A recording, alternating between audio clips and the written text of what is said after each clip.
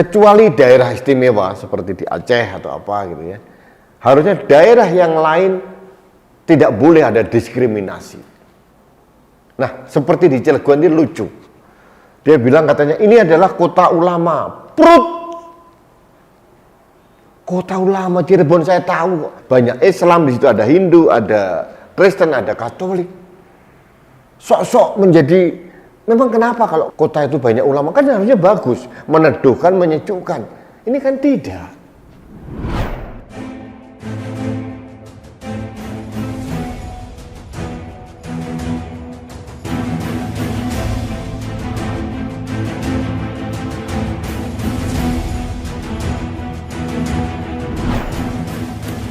Halo sahabat Indonesia, kita bertemu lagi dalam Opini Rudy. Saya sedang sedih sebetulnya.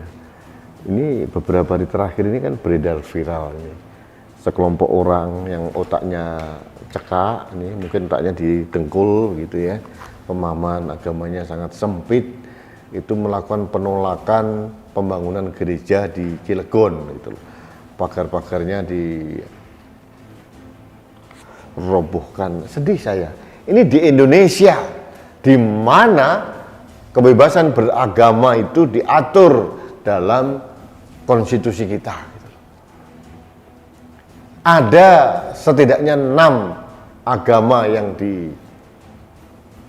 dianggap resmi, diakui oleh negara. Islam, Kristen, Katolik, Hindu, Buddha, Konghucu. Harusnya ke-6 ini, agama ini mempunyai hak hidup, hak berkembang yang sama. Kecuali daerah istimewa seperti di Aceh atau apa gitu ya. Harusnya daerah yang lain tidak boleh ada diskriminasi. Nah, seperti di Cilegon ini lucu. Dia bilang katanya ini adalah kota ulama. Prut. Kota ulama Cirebon saya tahu kok. Banyak Islam di situ, ada Hindu, ada Kristen, ada Katolik. Sok-sok menjadi, memang kenapa kalau kota itu banyak ulama? Kan harusnya bagus, meneduhkan, menyejukkan. Ini kan tidak. Kenapa kok alergi, gatal, kemeriang melihat adanya gereja? Lucu saya. Artinya apa? Ini mereka ini sedang disesatkan oleh pemikiran-pemikiran yang sangat sempit, bahwa seolah-olah keberadaan rumah ibadah agama lain itu ancaman serius buat kita.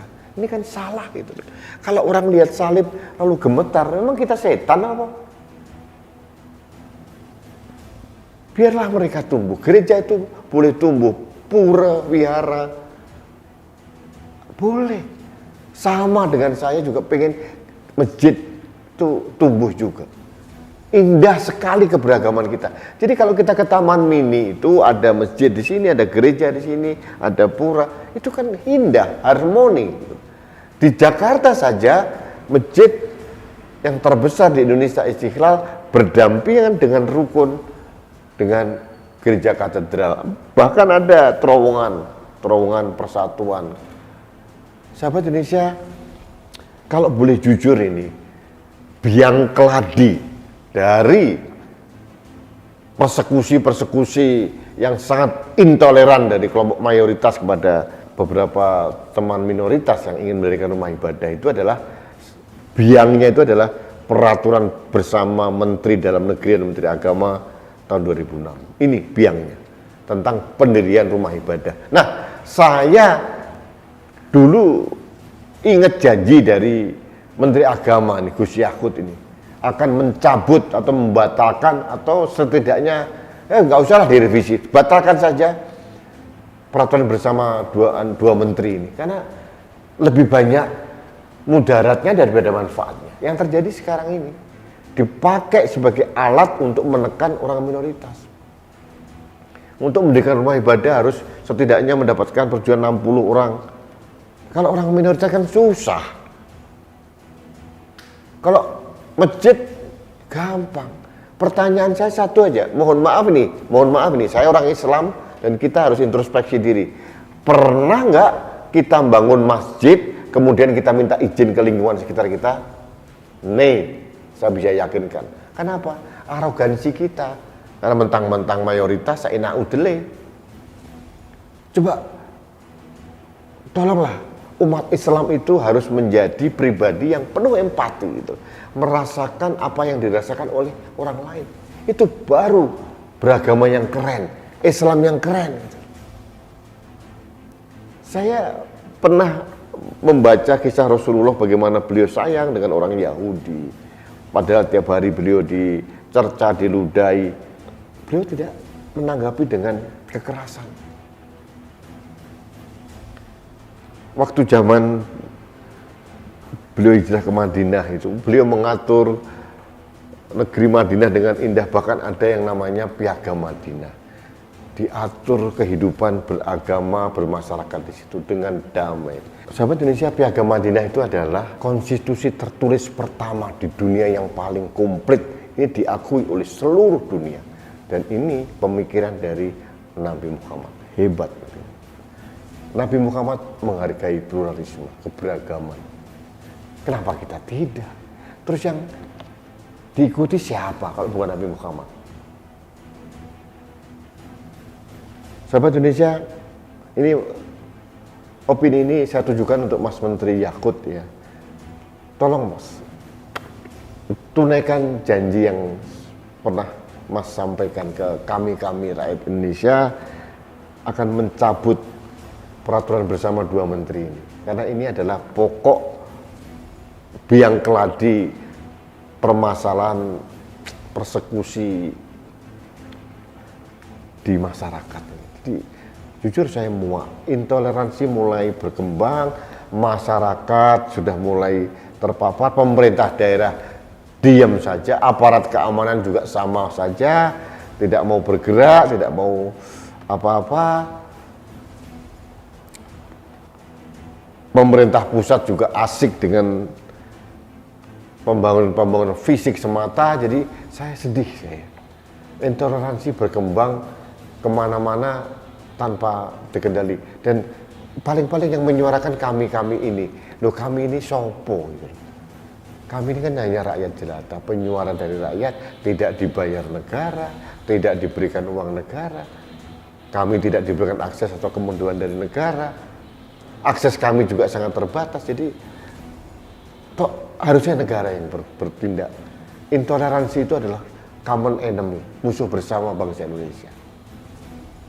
Sahabat Indonesia, ini himbauan saya. Mari kita peluk teman-teman dari agama yang lain dengan indah, dalam nuansa keberagaman, dalam satu wadah yang namanya NKRI. Ada atap kita yang namanya Pancasila, ada merah putih, ada panduan kita bersikap, bertindak, berperilaku. Di Pancasila semuanya ada. Sila 1, sila 2, 3, 4, 5. Itu sudah komplit. Itu harusnya menjadi direction bagi kita untuk berkehidupan. Gitu. Jangan merasa kita menjadi orang yang sangat picik, ya malu kita sama anak cucu kita nanti.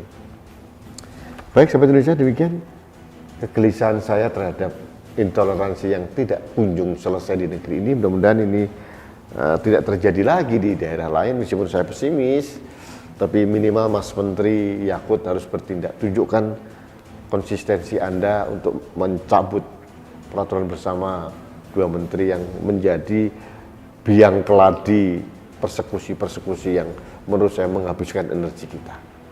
Tidak ada yang bisa mengklaim, oh kota saya kota gereja, kota Hindu, kota ulama. Di Bali saja di gereja boleh kok. Bali itu mayoritasnya Hindu di sana. Gereja ada, masjid ada. Bahkan saya ingat kalau pas nyepi saja, nyepi ini pada saat semua orang tidak boleh bersuara sedikit pun, masjid di sana sangat toleran. Azannya tidak disuarakan di toa. Mereka diam-diam ke masjid pelan-pelan. Ini indah sekali. Kerukunan ini kan harusnya dijaga terus gitu loh. Masa kita kalah sama Bali? Harusnya sebagai orang muslim harus kita tunjukkan kita lebih baik daripada umat agama lain. Dalam hal apa?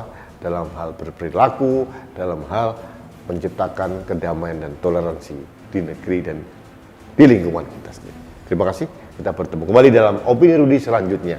Salam satu Indonesia, salam budaya Nusantara, salam toleransi, salam sehat untuk Indonesia. Saya Rudi S. Kamru.